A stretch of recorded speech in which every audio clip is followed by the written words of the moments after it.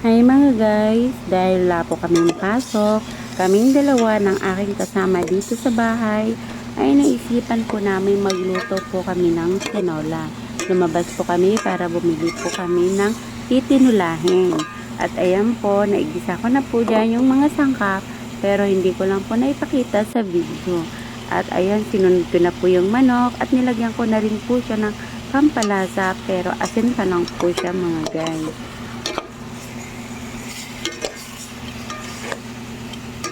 Ayan mga guys, habang naglalaba po yung kasama ko, sabi ko ako na lang po magluluto ng tinolang manok at mamaya po ay magpiprito din siya ng manok.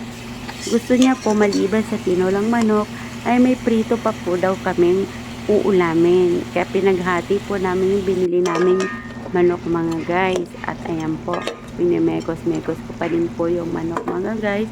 At mamaya ilalagay ko na po yung gulay na dalawang klase na binili namin, sayote at daon sili.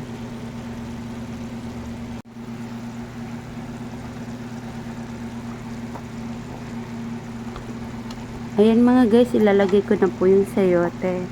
Gigisahin ko din po kasama ng manok, katulad kanina. Kaya pansin nyo po, wala pa po siyang sabaw. Hindi ko po alam kung ganito din po ba kayo magtinola. Kasi po, ganito po ako magtinola mga guys. Hindi ko alam kung tama po ba ito. Pero, syempre sa dulo, tinola din po ang kalalabasan nito mga guys.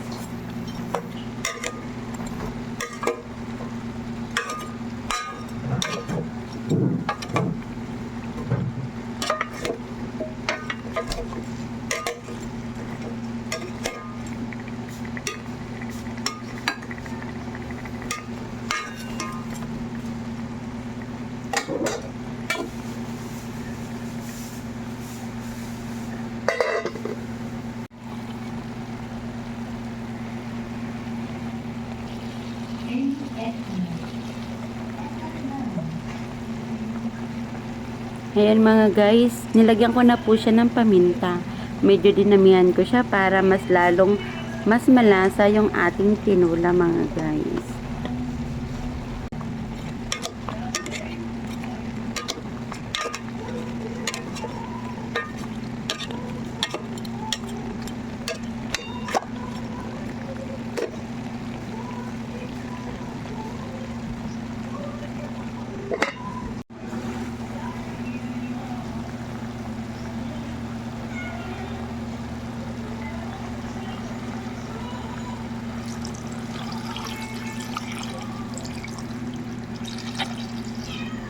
Ayan mga guys, nilagyan ko na po siya ng sabaw. Yung sakto lang po yung sabaw na inilagay ko dahil hindi naman po yun madaming manok at dalawa lang naman po kaming kakain.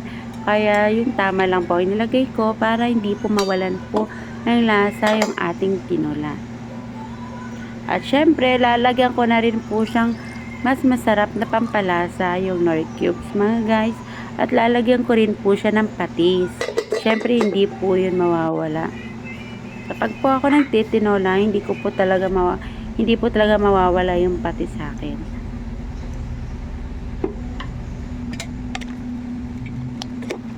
At lalo pong hindi pwedeng mawala sa akin ang pampainit, ang sili. Hindi po pwedeng walang sili ang aking kakainin dahil yung po, isa pa po yan sa nagpapasarap ng ating ulam. Ayan mga guys, medyo blind na po yung aking phone. At pansin nyo po, kumukulo na po yan at mapapansin nyo po yung sabaw niya guys. Ang sarap na pong higupin mga guys. Ayan, maya-maya po. Huli ko na pong ilalagay yung daon sili para hindi po siya masyadong malusdak. Tama ba?